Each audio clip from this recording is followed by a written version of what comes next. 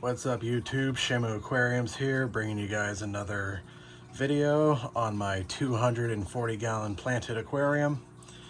As you can see, the fish are grazing at the bottom because I just fed them. This has been their second feeding in their new environment and they're all doing really good. And there have been 0 fatalities since I moved all the fish to this tank. I think I just had a little bit of a lisp there because I bit my tongue really bad last night. But so far what I've added to this tank is the beginning stages of my lighting upgrade, because I am using the same PetSmart LEDs from my 135, and with just these 2 lights there's a big dark spot in the middle of the tank. But pretty soon both of these lights are going to be replaced with the same type of light as this, but bigger. Now, and also another thing I added was another wave maker, this time a suction cup one, because my original wave maker from the 135 was a magnetic one, and the glass on this new tank is too thick for that magnetic wave maker to work, and I did get a stronger one. It's making a lot of surface agitation across pretty much the entire tank. It gets weaker over here, but I don't want it to just blast all the way across because I do have angelfish in here.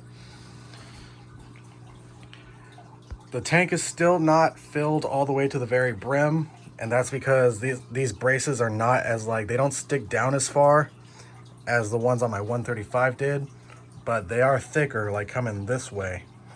So pretty good bracing. They're thicker plastic, just doesn't go down that far, but it's a pretty good build from the manufacturer.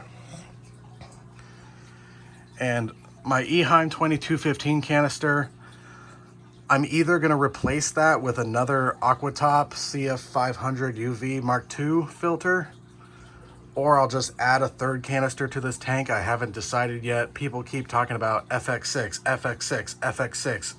And I look at those things and I'm like, too big. Because I would not enjoy carrying an FX6. Because with me, arm strength doesn't mean jack crap when you have carpal tunnel like a motherfucker. Yeah, I'll probably just get another Aquatop. Yeah, I do definitely need to replace those PetSmart lights pretty soon, because you can see the difference as these fish swim under that full spectrum LED. Those ones are going to be replaced with full spectrum LEDs as well. Yeah, so glad my favorite roseline made it. Stop moving, dude. But yeah, I ended up getting, I know in one of my recent videos when I still had my 135, I was saying that I was gonna replace it with another tank that was just slightly bigger, still 6 feet long, but 6 inches wider front to back, which was gonna be a 180 gallon. But my dad said, so you're upgrading from a 6-foot tank to another 6-foot tank. That is stupid. You might as well go longer too. So I did some thinking and I actually decided to go under the house to see what kind of support this house has. And it turns out that this house and the floor can support a 240 gallon tank, because there's these big metal beams under the house with metal supports every couple feet. So I realized, holy crap, I could get my dream tank. So I went with this 240. And this is a mobile home.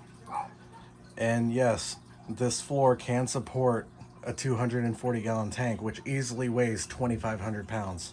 When you consider the glass and the substrate and all the water, that's how much this tank weighs. Probably more, but the metal beams under the floor can easily support 10,000 pounds, so I'm not worried about it at all. You can put a large aquarium in a mobile home, but you have to know where those supports are and what kind of supports you have under your floor. Because you can't just put a large aquarium just anywhere in a mobile home. That's why I had to tear down the 135, put all the fish into plastic bins, and then tear down the 135 and put the 240 gallon into the exact same spot where the 135 once stood. One thing I love about this tank is the fact that it's glass tops. Most 240 gallon tanks that I've seen, they always come with those stupid wooden canopies on the top, which are a pain in the ass to take off, and it also makes it an even bigger pain in the ass to reach into the tank if you don't take them off. Even with just regular glass tops, I cannot reach the back of the tank at all because it's 2 feet wide and it's like 1 inch taller, or no, it's like the same height as the 135, but it's like more depth front to back, and I cannot reach the back. That's why all of my plants and hardscape is like dead center across the center of the tank. Wavemaker is providing a lot of surface agitation, which I'm happy with. Some of my plants have started melting, but that was expected. I can just buy new ones, no big deal. But the most important part is all of the fish are happy and healthy, and they made it just fine. Obviously they were stressed as hell when I first put them in here, but they got over it pretty quickly.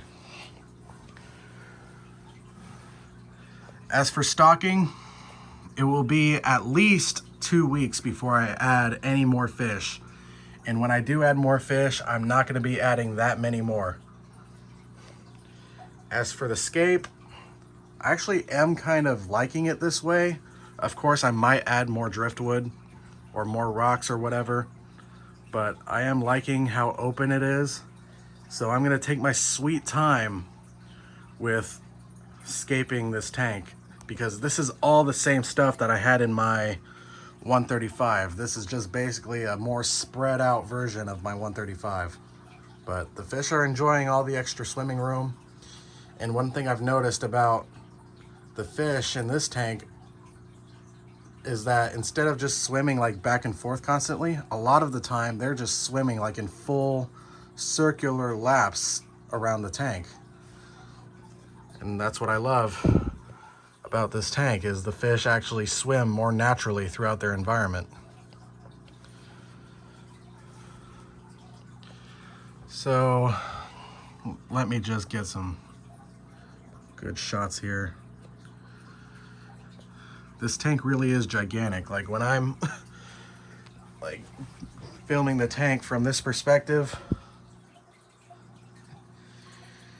it really makes that hand-sized angelfish and that 5-inch roseline shark look pretty small. And even with this huge tank, I don't plan to add any fish that are going to get more than like 8 inches long, because I prefer the type of setup where it's like 50 or more smaller fish versus like 3 or 4 big fish. That's why I haven't kept Oscars before, because you can't really fit that many even in a 200-gallon tank. But on Facebook, 3 people have offered me their rose lines that are local to me. I don't think I can take all of them, but I am going to take some of them. And I'm going to have a big super school of rose lines. And I can't wait for that. And then I might add like a few more Bosemani rainbows and a little bit more Corys, but that's about it, because on my 135 I was doing water changes like every weekend, and on this tank I only want to have to do water changes like maybe every 2 weeks or once a month even, not every single weekend, because it really was a pain in the ass to fill this tank all the way up. It was not fun at all, and I have pretty strong pumps too, and it still took forever. But I do think this tank needs more rainbow fish, that's for sure. because these rose lines are really stealing the spotlight.